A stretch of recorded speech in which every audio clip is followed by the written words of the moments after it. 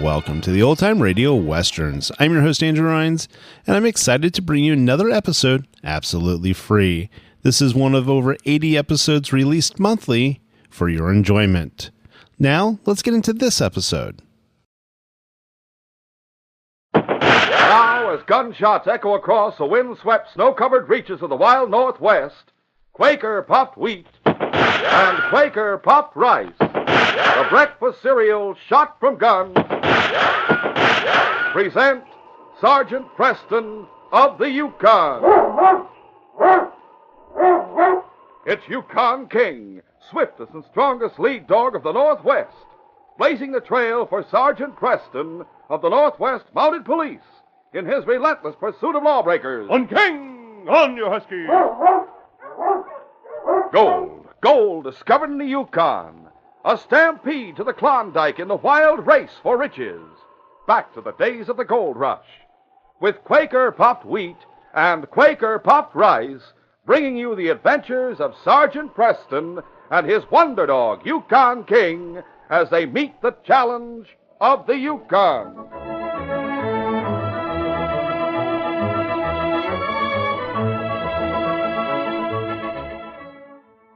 There's no one that can make a better cereal than Quaker Puffed Wheat. It's neat. And when you hear that shootin', you're darn tootin'. The Quaker makes the ones shot from guns. You're darn tootin'. The king-size choice premium grains of both Quaker Puffed Wheat and Quaker Puffed Rice are shot from guns. So they're bigger and better tasting. A breakfast treat that can't be beat.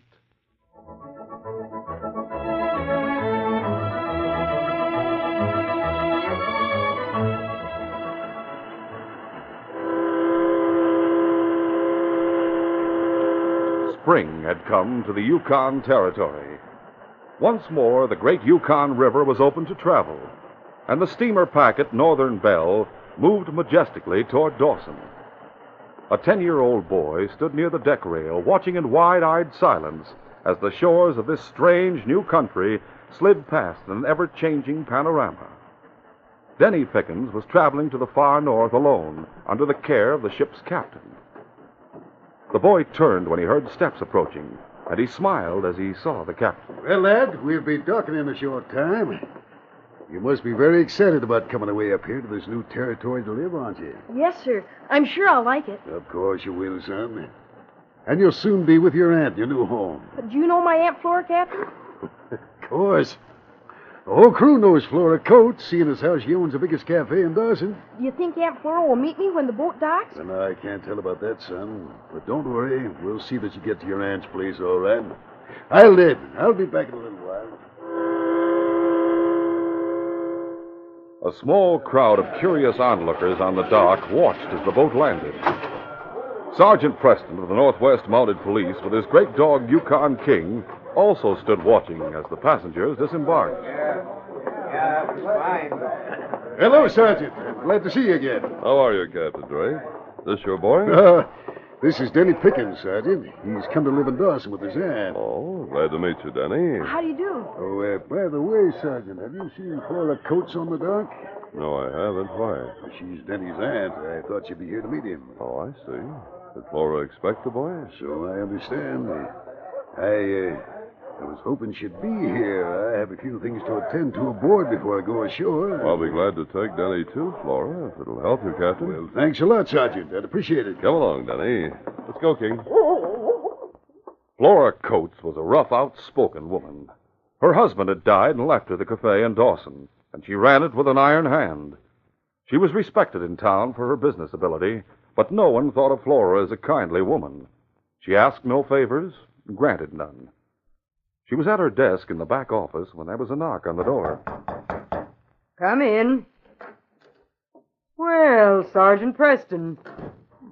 Who's the boy with you? Your nephew Denny, of course. He just arrived on the boat. My nephew?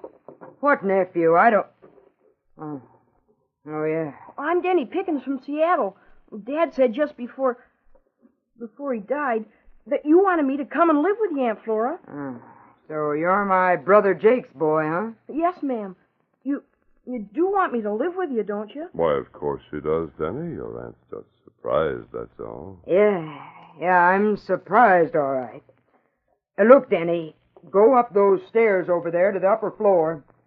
The second door along the hall is where you'll stay. Oh, you better take your carpet bag and go get settled right now. Yes, Aunt Flora. Here's your bag, Denny. I'll see you again, son. Goodbye for a while. Thank you, Sergeant. Bye, King. The boy, disappointed by his reception, walked slowly to the top of the stairs. And then, realizing he'd left his cap in the office, he started down again. But voices from below caused him to stop and listen. From the way you received the boy, Flora, I got the impression that you not only didn't expect him, but that you don't want him here. Well, Sergeant, you might say that's about the way it is. Some months ago, I received a letter from my brother in Seattle. I hadn't seen Jake in years. Well, in the letter, he said he was quite sick and that if anything happened to him, he wanted me to take his boy, Denny. I see. I didn't even answer the letter and forgot all about it. Then you walked in with the boy. Well, you are his aunt, and he's here. So there's not much to be done about it. As I see it, he'll just be in the way around here, Sergeant. Of course, I am his only living relative, In that case, but... I hope you'll try to make a home for him. Oh, give it a try, if that's what you mean. But I don't think it'll work out. If it doesn't, what then? I'll decide that when the time comes. Do you mind if King and I drop in to see Denny once in a while? Of course not. Come to see him whenever you like, Sergeant. Later, if I decide keeping him here isn't going to work out, I'll talk to you and let you know what I'm going to do about it. All right, Flora. I'll be back to see Denny tomorrow. Come along. I'll walk out front with you, Sergeant. Denny Pickens, stunned by what he had overheard, sat several moments longer on the stairs after Flora and Preston had left the office below. And then he slowly went to the room that had been assigned to him.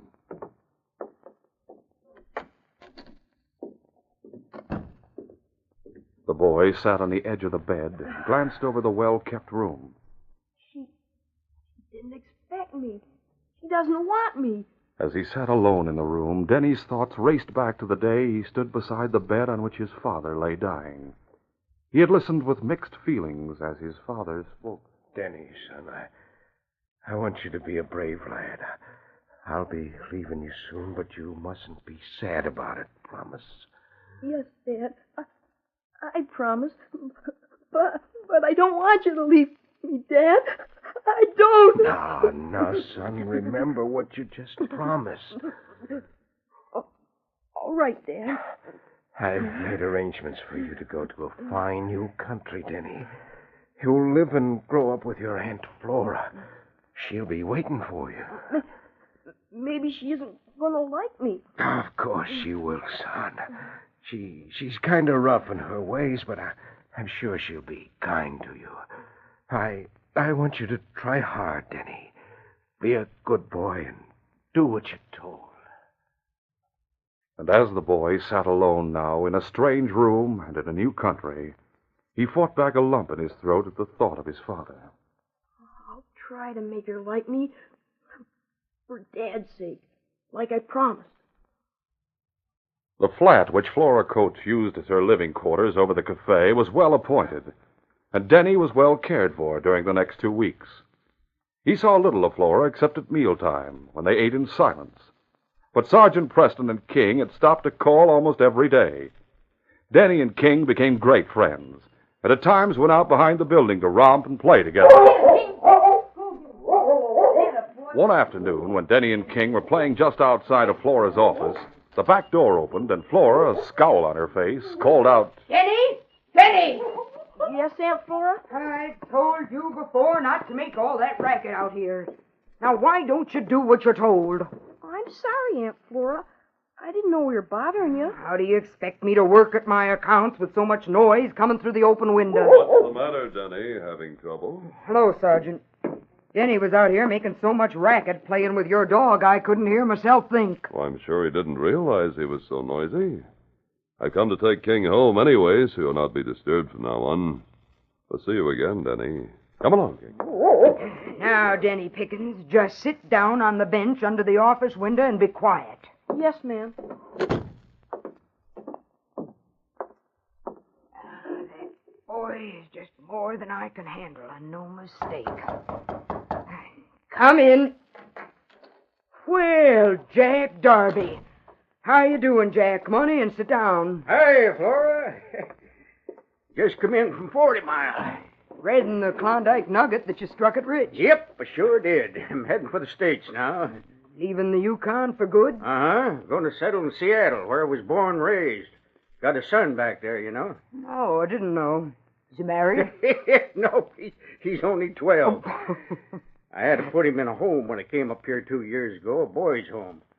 Well, there's nothing fancy about the place, but it only cost me $25 a month, and I knew he was being taken care of and learned the trade. Mm-hmm. Now, of course, I'll take him back to live with me.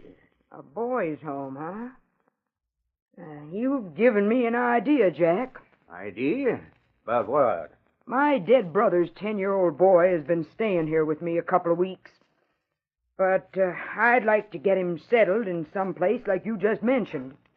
Now, I'll pay you $100 if you'll take him along with you when the boat leaves day after tomorrow and get him settled in that boys' home in Seattle for me. Of course, I'll send the $25 each month for his keep. Well, there's no reason why I couldn't do that for you, Flora. Have him ready to leave when it's time to go, and I'll look after him. Get him settled like you want. Good, good.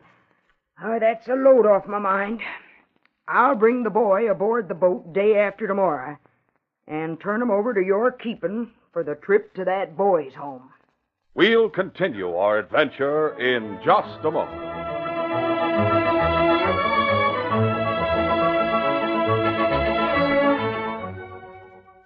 For a mouth-watering breakfast treat tomorrow, pour yourself a big bowl full of crisp, delicious Quaker-popped wheat or Quaker-popped rice, and top with milk or thick yellow cream and sliced bananas. And right now, get paper and pencil ready. Don't miss a terrific offer Wheat and Rice Shot from Guns are making to friends of Sergeant Preston for the last time this week. Hear full details in just a few minutes. Keep listening.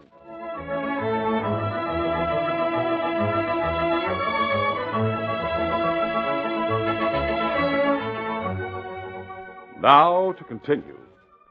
On the spur of the moment, Flora Coates decided to send the boy Denny to Seattle to be placed in a boys' home there. Denny, obediently sitting on the bench outside under the open window, had heard the decision. The boy, crushed and heartsick, waited until Flora left her office, and then he quickly entered and went up to his room. Later, at the supper table, Flora noticed Denny's big eyes staring at her. She noticed the sadness in them and felt uncomfortable because of the decision she had made. At the end of the meal, she stood up. Well, I think you better get to bed early and get a good rest, Denny. Then tomorrow, you and I are going to have a long talk. Yes, ma'am. Now, go get ready for bed. I have some business to attend to down in the cafe. Good night. Meantime, at a table in the cafe, two men were talking in low voices. Yeah, this place takes plenty of cash, Sam. Yeah, reckon it does at that. Yeah, I've been coming here all week. Got my eyes open. Well, That safe in the back office ought to be easy to open. sure. Reckon so. Tonight would be a good time to try it. All right with me, Blinky. Good, it's settled in. We'll have the horses behind the cafe waiting. Midnight, we'll rob that safe. Denny, miserable and unhappy over what he learned was in store for him, had gone to his room and lay on the bed sobbing. Finally, he fell asleep. And when he awoke several hours later, it was dark.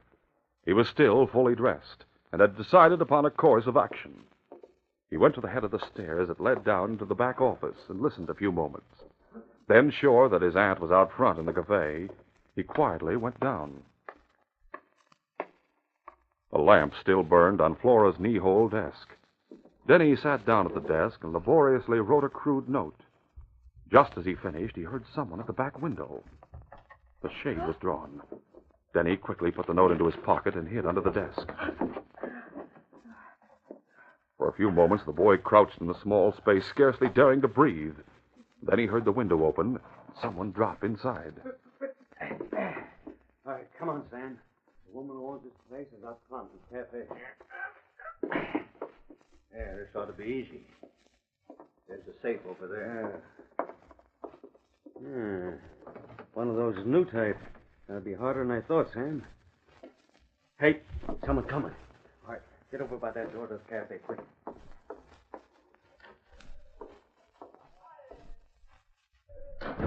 All right, ma'am. Keep quiet and don't move. Hey, what's the meaning of this? This gun in your bag says you're going to open that safe for us and fast. Hold up. Yeah, hold up. And there might be a killing if you don't be careful. I'll open the safe for you. Clean it out, Sam, while I keep her covered. Right. You aren't gonna get far, you thieving polecats. Why, soon as the Mounties hear of this, Keep quiet, I said. What are we going to do with her? Tie her and leave her here? No, somebody might find her too soon. Gag and tie her up. There are plenty of horses behind the cafe. Put her in one of them and take her with us. I don't get it. Everybody will think she's going to bed. She won't be missed until tomorrow. By that time, we'll be safe. The Mounties can't pick up our trail from the tracks outside. What about her, though? In an hour or so, we'll reach that shack we've used to hide in before. We'll leave her tied there, burn it down, and be on our way.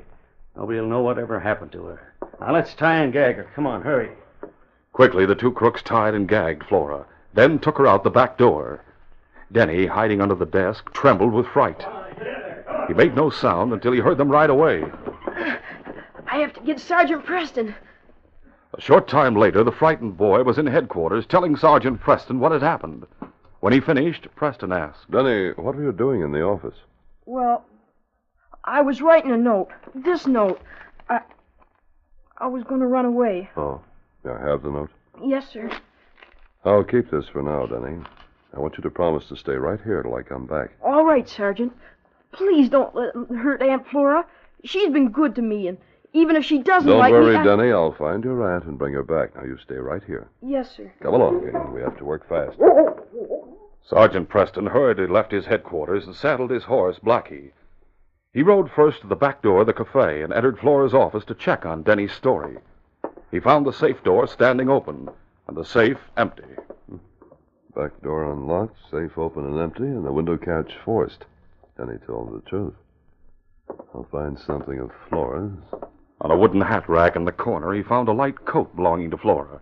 He held it out to his dog, King. Get the scent, King. Find her.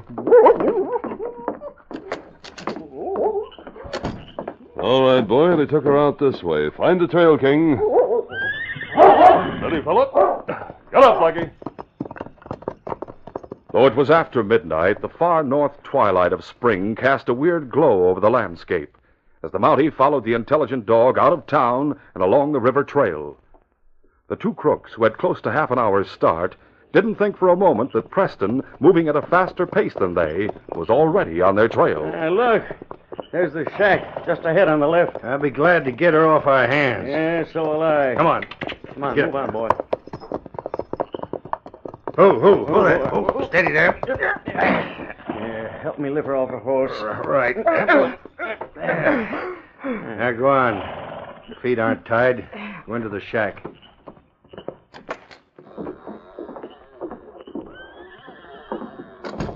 I light the lamp.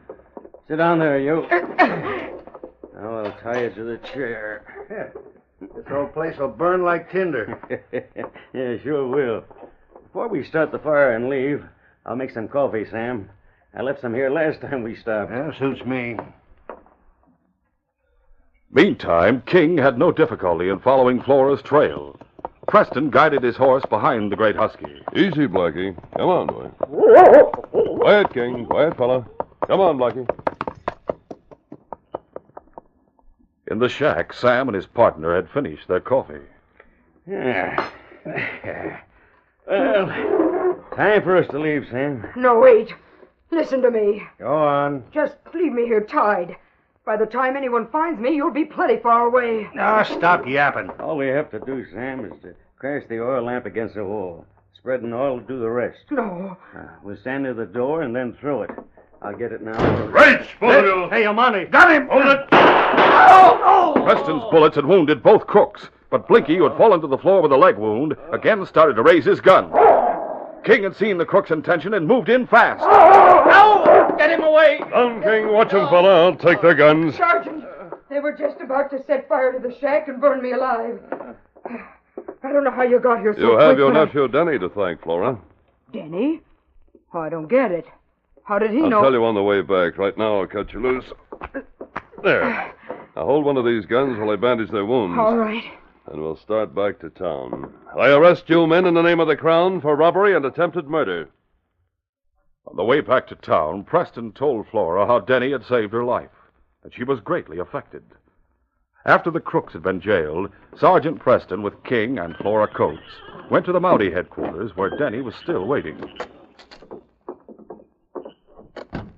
Look, he's sleeping. Bless his heart. Here's the note he went to your desk to print, Flora. Read it. Dear Aunt Flora, I was sitting under the window, heard what you said to that man. I like you a lot. I'm sorry you don't like me. But I don't want to go to that home, so I'm going away. I'm sorry I was noisy. Goodbye, your nephew Denny. Sergeant, I've been a doggone tough-hearted fool, that's what. I agree with you. But you'd better awaken Denny and tell him, Flora. Yes, of course. Denny boy, wake up. Aunt Flora! Oh, golly! Then they didn't kill you. The sergeant and King did save you. Yes, Denny, but... Well, you really saved my life. Why, if it hadn't been for you, I'd be a goner. You know, you have spunk, youngster. And you're smart, too. I tried, Aunt Flora. Honest. Just like I promised Dad. Tried what, boy? To make you like me. And to do what I was told and all. I couldn't help having fun and making some noise.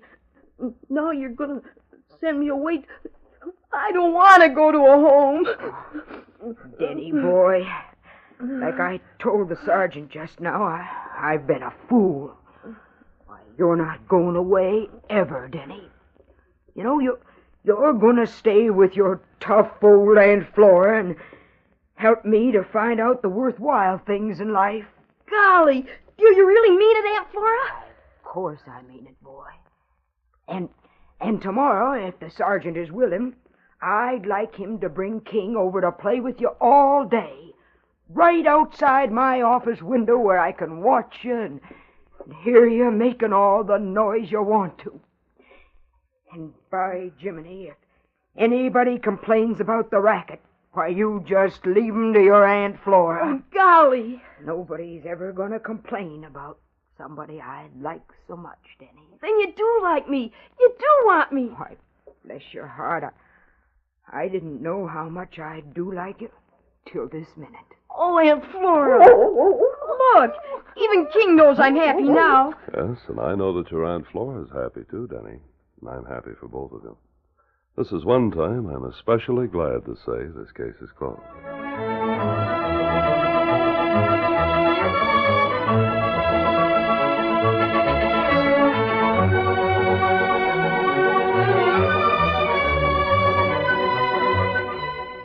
Sergeant Preston will return in just a moment with a word about our next exciting adventure. Can you tell us, Sergeant Preston, why the totem poles up in the Northwest had such strange carvings of birds, animals, and mysterious creatures on them? Yes, indeed, Jay. The ancestors of the Northwest Indians wanted to record the stories of their tribes and their adventures. And it's amazing that the only tools they had to do that fancy carving with were whalebone, beaver teeth, and sharp stones. Well, you can understand why people travel thousands of miles to see these totem poles, which are found only in the Northwest. So get ready, fellas and girls. Get set for a wonderful offer. Yes, get every word, because this is one of the last times you'll hear about it. If you hurry, you can get a whole collection of 5 different miniature totem poles offered by swell-tasting Quaker Puffed Wheat and Quaker Puffed Rice. Authentic scale model totem poles are being offered for one of the last times to friends of Sergeant Preston. And listen to the 5 thrilling totem poles you get. 1, the famous Thunderbird, god of weather. 2, the fight with the land otters. 3, the weird burial pole, with the coffin-like box at the top. 4, the killer whale that tells the fascinating story of a whale hunting tribe. 5, the sun and raven, famous because the raven is the greatest hero and mythical god of the Northwest. Think of it. A complete collection of scale model totem poles, 4 inches high, made of pressed wood, and hand-painted in beautiful bright colors. Every one is different. Every one is copied from real, authentic totem poles that you would see today in the Indian villages up in the great Northwest. Oh, what fun you can have building your own Indian villages around them. And taking them to school when you study Indian life. But you must hurry to get yours. Now, here's how easy it is.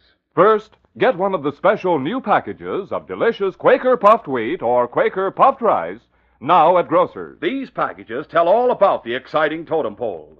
And they have a special handy order blank with a list of the 5 different totem poles right on it. You just check the totem poles you want. And for every one you check, send 25 cents. Now, if you want the whole collection, you send only $1. But whether you want one or all of them, you only have to send 1 box top from Quaker puffed wheat or Quaker puffed rice. Remember to send 25 cents for each totem pole you want, or $1 for the whole collection. Send to Totem Poles, Box L, Chicago 77, Illinois. And here's something else you get. With your order, you get a little booklet that tells the fascinating history and story of each totem pole. What's more, if these aren't the most exciting scale model totem poles you ever saw, you get your money back. Now listen, this special radio offer ends this week. There's no time to lose. Act at once, tonight. Get the special new packages of delicious Quaker puffed wheat or rice. The box top tells you just what to do for any totem pole you want. Hurry, hurry, hurry. Send right away, tonight, to Totem Poles, Box L, Chicago 77, Illinois.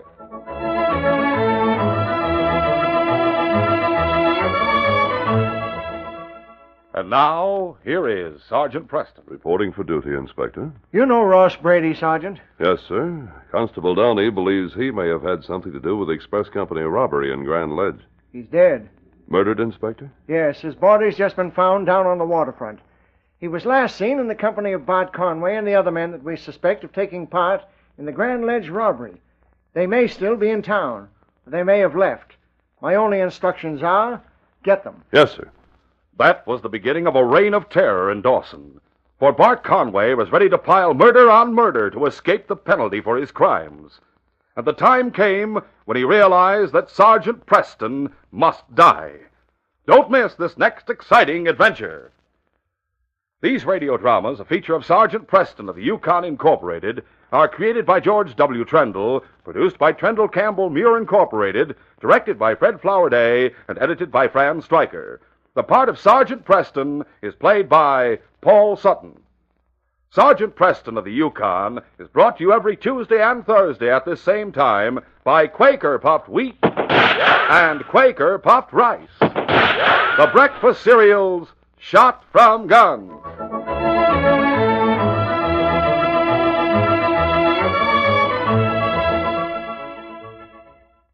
Hello, folks. This is your friend, Aunt Jemima. Would you like something special for supper during Lent? Well, how about golden fluffy pancakes? Aunt Jemima pancakes, served with hot, spicy applesauce. Or maybe you like cheese pancakes. Just add half a cup of grated cheese to your Aunt Jemima pancake batter, and then bake. Or you can serve my pancakes with creamed eggs or creamed fish. Yes, Aunt Jemima pancakes are scrumptious for lunch or supper, as well as breakfast. They are extra digestible, too, because Aunt Jemima pancake mix is now fluff whipped for extra lightness. So why don't you serve folks stacks of Aunt Jemima pancakes, light as pancakes anyone can bake? Thank you, folks.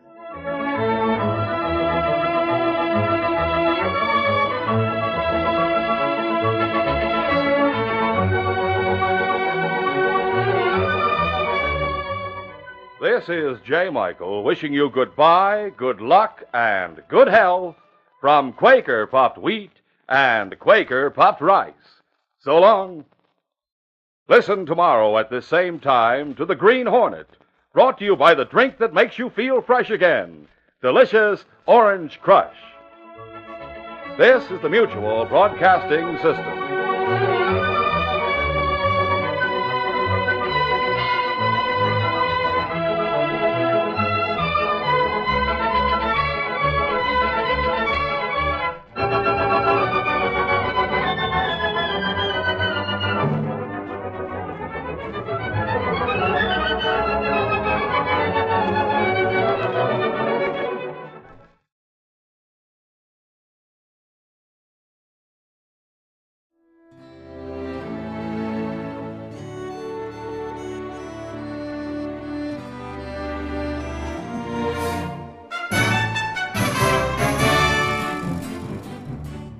This has been a presentation of OTRWesterns.com, and we hope you enjoyed.